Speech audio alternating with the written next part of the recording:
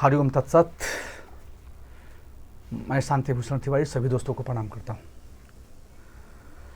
हम लोग पुलिसकर्मी हैं और पुलिसकर्मी का यूनिफॉर्म के साथ एक बहुत गहरा रिश्ता संबंध होता है। हम लोग के पास सुटेबल टाइम नहीं है कि इस टाइम पर हम फ्री हैं। 24 आवर्स हम लोग ड्यूटी में रहते हैं, हम लोग ऑन ड्यूटी वाले हैं। अभी मैं सरमोनियम परेड से आया तो आने के बाद एक मन में विचार आया कि क्या हम लोग यूनिफॉर्मली रहते हुए योग को अपने साथ रखा जा सकता है? जो प्राणायाम है, प्राणायाम को अपने साथ रख सकते हैं? तो जी हाँ, अगर हम संकल्पित हैं, मेरे पास अगर संकल्प है, दृढ़ इच्छा शक्ति है, आत्मविश्वास है, तो हम योगमय जीवन को जी सकते हैं। कुछ आसन भी है, कुछ प्राणायाम भी है जिसे हम यूनिफॉर्मली रह करके भी किया जा सकता है। इसके पहले वाले जो हम लोग वीडियो बनाए थे, उस वीडियो के अंदर साइनोसाइटिस के बारे में हम बात कर रहे थे। तो जो प्राणायाम हैं, प्राणायाम में कौन कौन से प्राणायाम हैं जिसके द्वारा साइनोसाइटिस को हम क्योर करते हैं। तो आज इनफॉर्मली रह करके मैं चेयर पर बैठा हूँ, चेयर पर बैठ करके इस वीडियो को मैं बना रहा हूँ। एक बात मैं बताना चाहता हूँ कि ऐसे लोग जिसको पैर में समस्या है, पैर को फोल्ड नहीं कर सकते हैं, घुटने का ऑपरेशन हुआ है, वो किसी चेयर पर वो बैठ सकते हैं या उसका बेड है, बेड पर बैठ सकते हैं। सिर्फ अपने मेरुदंड को सीधा रखना है। प्राणायाम में मेरुदंड का झुकाव स्वीकार्य नहीं है। हम मेरुदंड को सीधा रखते हैं। अभी मैं एक चेयर पर बैठा हूँ और ये जो चारों प्राणायाम है, चारों प्राणायाम को मैं करने जा रहा हूँ। इसमें पहला है हमारा कपालभाति का प्राणायाम। कपालभाति के प्राणायाम में सिर्फ हम रेचक के ऊपर जोर देते हैं। सिर्फ जो श्वास बाहर जाता है, उस बाहरी जो प्रक्रिया होती है, सिर्फ उसको हम छोड़ते हैं। लेने वाली जो प्रक्रिया जो पूरक होती है, वो अपने आप स्वतः हो जाती है।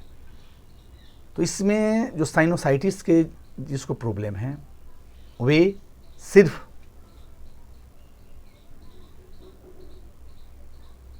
एक नासिका, एकाग्र नासिकाग्र छिद्र का जो कपालभाति का प्राणायाम होता है, इसमें होता क्या है कि एक नाक से तो पहले हम बाएं से करते हैं, फिर दाएं से करते हैं, फिर दोनों से करते हैं। उसका एक सेट होता है और ऐसे करके 5 से 6 सेट का अभ्यास स्टार्टिंग में हम करते हैं। एक अराउंड 10 होता है, दाहिने से 10 होता है, दोनों से 10 होता है।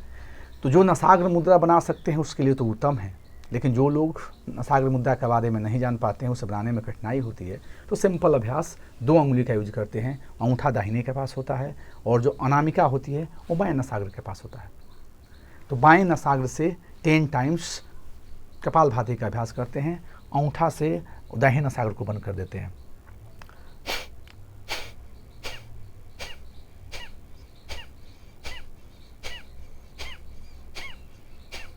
जैसे 10 होता है, अनामिका से बाएं को बंद करते हैं और अंगूठा से दाहिने नसाग्र को फ्री करते हैं। इसे 10 टाइम्स।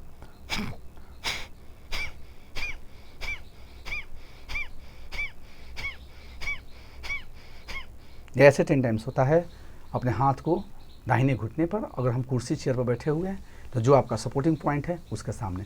अब दोनों से 10 टाइम्स।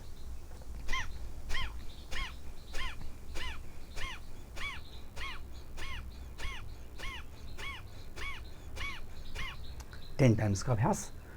ऐसे बाएं दाएं और दोनों एक सेट, ऐसे 5-6 सेट का अभ्यास कम से कम हम करें।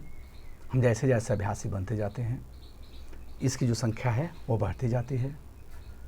इसका स्पीड स्लो होता है, मीडियम होता है, फास्ट होता है। जो अभ्यासरत होते जाते हैं वो अपने अपने अभ्यास को अपने उम्र के अनुसार, अपने शरीर के अनुसार आगे बढ़ाते जाते हैं और पूर्णतः इसका लाभ लेते जाते हैं। जो हाई बीपी के पेशेंट होते हैं, जो हार्ट के पेशेंट होते हैं, जो हार्निया के पेशेंट होते हैं, या जिसको पेट के अंदर विशेष समस्या रहती है, अल्सर की समस्या बनी हुई है, वैसे लोगों को इससे बचने की सलाह दी जाती है। या योग की स्पेशलिस्ट अगर कोई टीचर है तो उससे आप सलाह लेकर के ही इस अभ्यास को करें।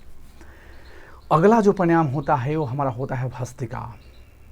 भट्ठी जो होती है ना, जो लोहार के पास किसी पात्र को तपाने के लिए जाते हैं, जो भट्ठी होती है, वैसे इसमें होती है, भट्ठी होती है। हमारी जो श्वसन क्रिया होती है वो भट्ठी के अनुसार अप डाउन करती है। इसमें दोनों पर समान दबाव, पूरक और रेचक श्वास जो लेंगे उसी दाब से, उसी लंबाई का, और जो रेचक करते हैं उसी लंबाई का करते हैं। दोनों पर समान दाब। ये भी एकाग्र नासिकाग्र छिद्र, एक नाक से भस्त्रिका का अभ्यास, पहले बाएं से, फिर दाएं से, फिर दोनों से।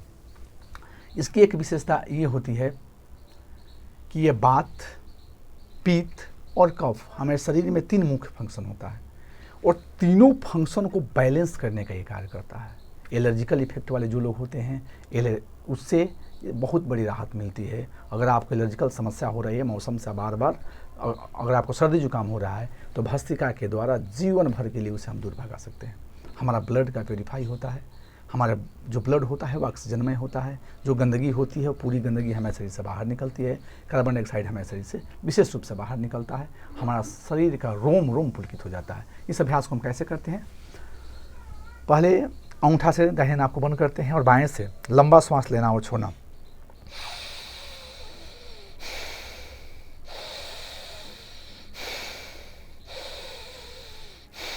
टेन टाइम्स इससे, फिर अनामिका से बाएं को बंद करते हैं, दाहिने से 10 टाइम्स।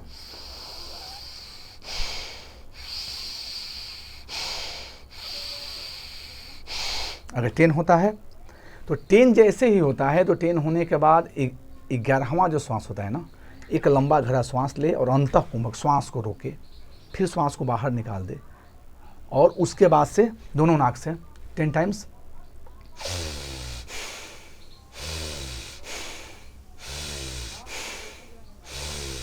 जैसे 10 होगा 11वां लंबा गहरा श्वास अंदर, अंतःकुंभक करें, श्वास को होल्ड, धीरे धीरे श्वास को बाहर निकालें। जैसे जैसे अभ्यास का आप अभ्यासमय होते जाते हैं, इसमें आपकी निपुणता आती जाती है, इसका स्पीड आस्ते आस्ते बढ़ता जाता है। अगर फेफड़ा आपका मजबूत हो, आप जवान अभी हैं, तो इसको हार्ड स्पीड से भी भस्त्रिका का अभ्यास 20-20 का करके एक सेट हम बना सकते हैं। जैसे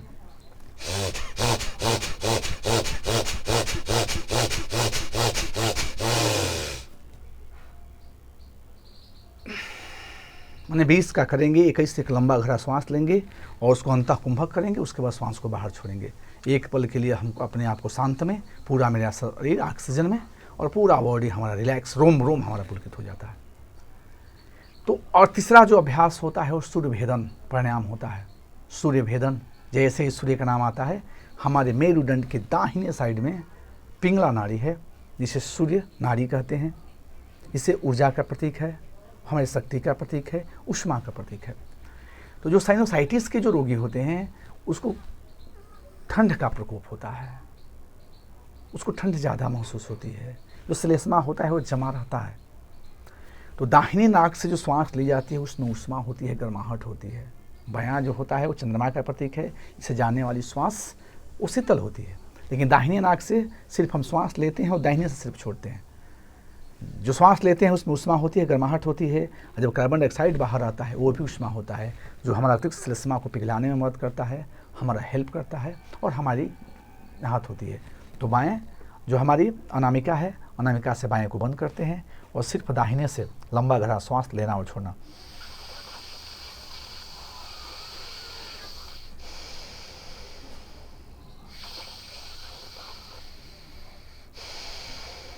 कम से कम 10 का, एक लेना एक छोड़ना, एक सेट हुआ।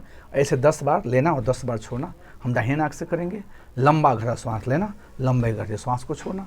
हमारा पिंगला नाड़ी, सूर्य नाड़ी जागृत होती है, जिससे जो भी सुस्त रहने वाले लोग हैं वो बहिर्मुखी बनते हैं, उसका विचार बहिर्मुखी बनता है, उसके शरीर में सक्रियता आती है और साइनोसाइटिस में बहुत बड़ा फायदा होता है।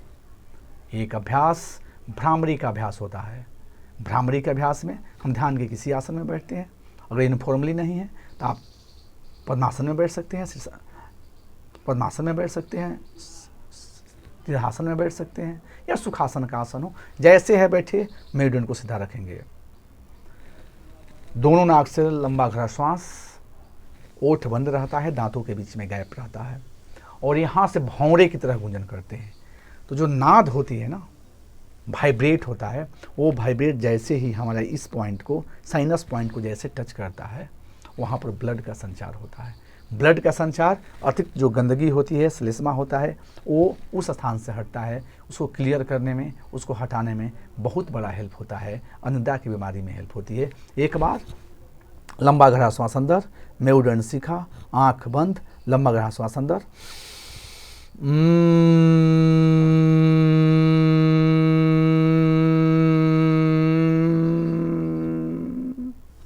ये 10 अभ्यास,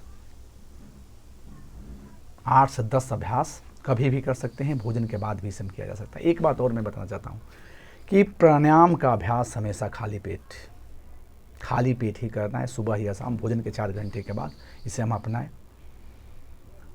अपने जीवन को हम संकल्पित करें योगमय बनाने के लिए।